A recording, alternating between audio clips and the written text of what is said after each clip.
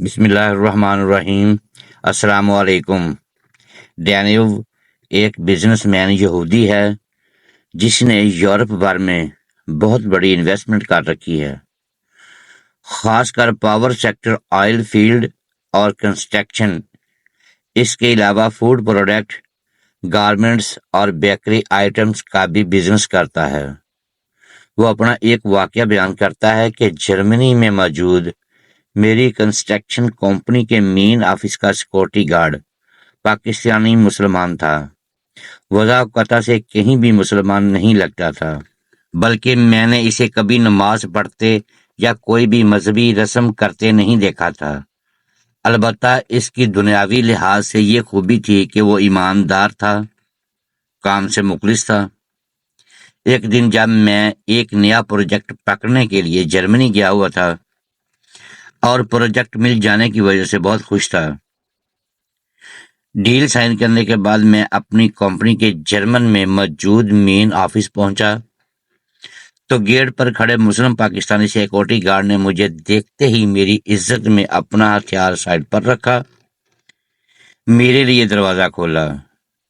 نہ جانے مجھے کیا سوجی کہ میں اس مسلمان نوجوان کے پاس رک گیا اور اس سے کہا کہ قرآن پاک میں لکھا ہے کہ ایک ایک مسلمان 100 غیر مسلم کافر پر بھاری ہے، جبکہ مجھے نہیں لگتا کہ تم اپنے جیسے ایک پر بھی بھاری پڑ سکتے ہو۔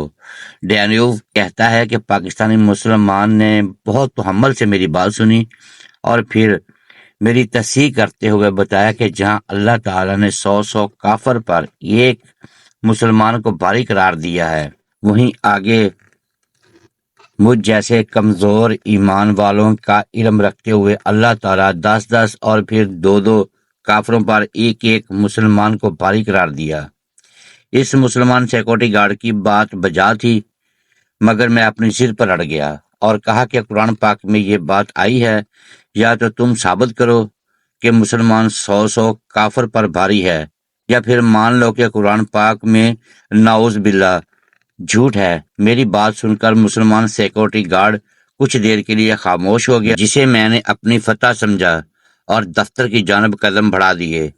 ابھی ایک قدم اٹھا ہی تھا کہ مسلم سیکورٹی گارڈ نے مجھے مخاطب کرتے ہوئے کہا، سر، قرآن کریم میں ایک ایک لفظ سچ ہے، یہ میرا ایمان ہے اور میں بہت جلد آپ کو ثابت کروں گا کہ ایک ایک مسلمان 100 کافروں پر بھاری ہے۔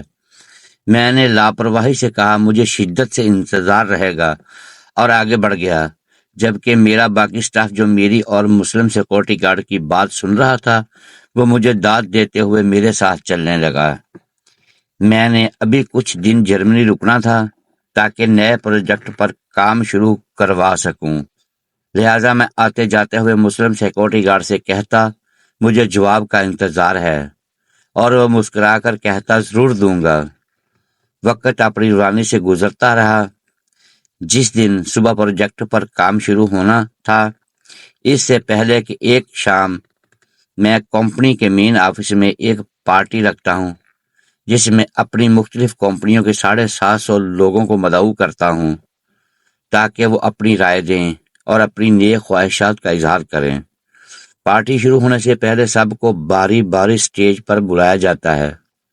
سب سے پہلے میں جاتا ہوں اور نئے پروجیکٹ کی ڈیل کے متعلق بتاتا ہوں۔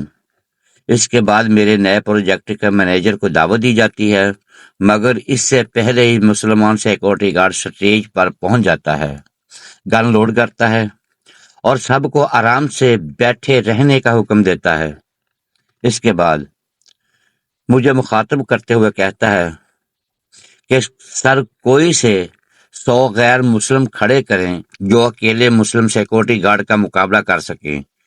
جسے اپنی زندگی نہیں پیاری وہ اٹھے اور اپنی سیٹ پر کھڑا ہو، مگر یاد رکھنا جو کھڑا ہوگا وہ پھر کبھی نہ بیٹھ سکے گا اور نہ کھڑا ہو سکے گا۔ مسلم سیکورٹی گارڈ کا اعلان سن کر حال میں سکتہ طاری ہو گیا۔ میں اٹھ کر بات کرنا چاہتا تھا مگر ہمت نہیں پڑ رہی تھی۔ تقریباً 1.5 منٹ یہی صورتحال رہی۔ اسی دوران کسی نے پولیس کو کال کر دی، مگر پولیس کی آمد سے پہلے ہی مسلم سیکورٹی گارڈ دوبارہ مجھ سمیت بیٹھے ہوئے حاضرین سے مخاطب ہوتے ہوئے بولا کہ یہ میرے ہاتھ میں جو بندوق ہے وہ خالی ہے، اس میں کوئی گولی نہیں ہے۔ میں بس اپنے باس کو یہ بات سمجھانا چاہتا تھا کہ قرآن کریم میں جو کچھ بھی لکھا ہے وہ بالکل سچ لکھا ہے۔ قرآن پاک اللہ تعالیٰ کا کلام ہے اور اللہ تعالیٰ تو جھوٹوں پر لعنت بھیجتا ہے، پھر قرآن پاک میں جھوٹ کیسے ہو سکتا ہے؟ میں آج اس ہی وقت اپنی جاب چھوڑ کر جا رہا ہوں، کیونکہ میں کسی ایسی جگہ پر جاب نہیں کرنا چاہتا جہاں میرے ایمان کو مشکوک بنا دیا جائے۔ اس کے ساتھ ہی سیکورٹی گارڈ نے مجھے مخاطب کرتے ہوئے سر کی بجائے میرا نام پکارا اور کہا، مسٹر ڈینیو، یاد رکھنا مسلمان آج بھی اتنا ہی طاقتور ہے، بس تم جیسے لوگوں کی چالوں نے ان کا ایمان کمزور کر دیا، ورنہ آج آزما لیا ہے تم نے ایک نہتہ مسلمان۔ تم 700 لوگوں کو خالی ہتھیار کے بل بوتے پر دبا کر رکھ سکتا ہے۔ ابھی مسلم سیکورٹی گارڈ کی بات جاری تھی کہ جرمن پولیس کے دستے حال میں داخل ہوئے۔ سب نے ہتھیار تان لیے، پوزیشنیں لے لیں اور مخاطب ہو کر پوچھا، مسلم دہشت گرد کہاں ہے؟ کوئی اشارہ دے۔ تب میں فوراً کھڑا ہوا، ہاتھ اوپر کر کے سٹیج پر گیا، اپنا تعارف دیا اور کہا کہ یہاں ایک سٹیج ڈرامہ ہو رہا تھا۔ اس کردار سے متاثر ہو کر کسی نے آپ کو کال کر دی۔ میں معافی چاہتا ہوں آپ کو تکلیف اٹھانی پڑی۔